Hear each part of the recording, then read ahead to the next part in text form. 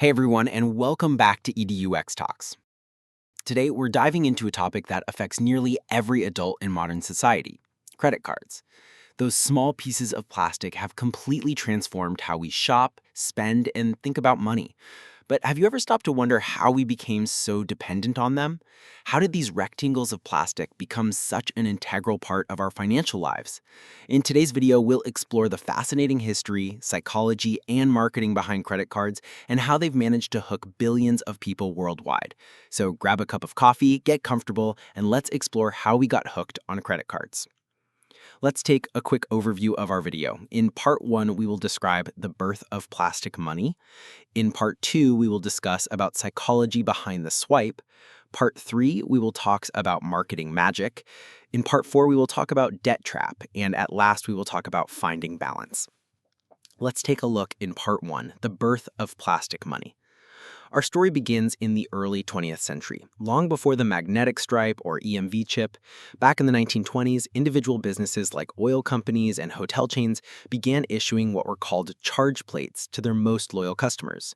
These metal plates allowed customers to buy now and pay later, but only at that specific business. Fast forward to 1949, when businessman Frank McNamara was dining at a restaurant and realized he'd forgotten his wallet.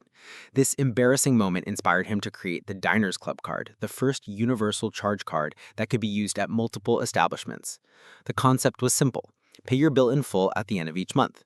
Then came the Bank Americard in 1958, which later became Visa, followed by MasterCard. These were revolutionary because they introduced the concept of revolving credit, allowing customers to carry a balance from month to month for a price, of course. What started as a convenience for business travelers and the wealthy soon became accessible to the masses. By the 1980s, credit cards were everywhere, and banks were competing fiercely to get them into our wallets. The plastic revolution had begun, and there was no turning back. Now we talk about psychology behind the swipe. Now that we know how credit cards came to be, let's explore why they're so psychologically powerful. Have you ever noticed that it feels easier to spend money with a credit card than with cash? You're not imagining it. Studies have shown that people are willing to spend up to 100% more when using credit cards compared to cash. This phenomenon is known as the credit card premium. The reason lies in something psychologists call the pain of paying. When we hand over physical cash, we feel an immediate loss. It's tangible and visceral. But with credit cards, that pain is delayed and abstract. The swipe is quick, effortless, and the real consequence doesn't hit until weeks later when the bill arrives. There's also what behavioral economists call mental accounting. We tend to treat money differently depending on where it comes from or how we spend it. Credit card debt often gets categorized differently in our minds than cash, making it easier to accumulate. Additionally, credit cards create what's called a decoupling effect, separating the act of consumption from the act of payment. This decoupling makes it harder for our brains to accurately track our spending, leading to increased consumption. These psychological factors combined with clever marketing created the perfect storm for credit card addiction. Then we talk about the marketing magic. Credit card companies are masters at marketing, and they've spent billions perfecting their strategies to get us hooked. One of the most effective tactics has been rewards programs. Think about it. Airline miles, cashback, points for merchandise. These rewards create what psychologists call a variable reinforcement schedule, similar to how slot machines work. You don't know exactly what you'll get or when, but you know there's a chance of a reward, which keeps you coming back. Sign-up bonuses are another brilliant strategy. That tempting offer of 50,000 points worth $600 when you spend $3,000 in 3 months encourages new cardholders to spend more than they normally would right from the start. Credit card companies also excel at emotional marketing. They associate their cards with status, freedom, and success. Those sleek black cards or exclusive metal cards aren't just payment tools, they're status symbols. And let's not forget about the constant stream of pre-approved offers that make us feel special and selected, even though they're often sent to thousands of people at once. The marketing is so effective that many people now associate credit cards with rewards and benefits rather than debt and interest, which is exactly what the companies want. Now we talk about the debt trap. While credit cards offer convenience and rewards, they also come with a significant danger: the debt trap. The average American carries over $6,000 in credit card debt, and for many, this debt becomes a cycle that's difficult to escape. How does this happen? It starts with the minimum payment. Credit card companies only require you to pay a small percentage of your balance each month, typically around 2 to 3%. This seems helpful, but it's actually designed to keep you in debt longer, maximizing the interest they earn. With average interest rates hovering around 16 to 20% and sometimes exceeding 25%, that debt can grow quickly. What makes it particularly insidious is compound interest. You're paying interest on your interest. Late fees and penalty interest rates can make the situation even worse. Many people find themselves using one credit card to pay off another, creating a dangerous cycle of debt. The stress of this debt can impact mental health, relationships, and overall quality of life. And yet, despite these risks, credit card usage continues to grow.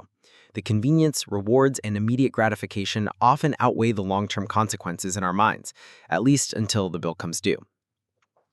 At last, we discuss on that topic's finding balance. So with all these risks, are credit cards inherently evil? Not necessarily. When used responsibly, credit cards can be valuable financial tools. The key is understanding how to use them without letting them use you. First, always pay your balance in full each month. This simple habit avoids interest charges and keeps you out of debt. If you can't pay in full, you're spending beyond your means.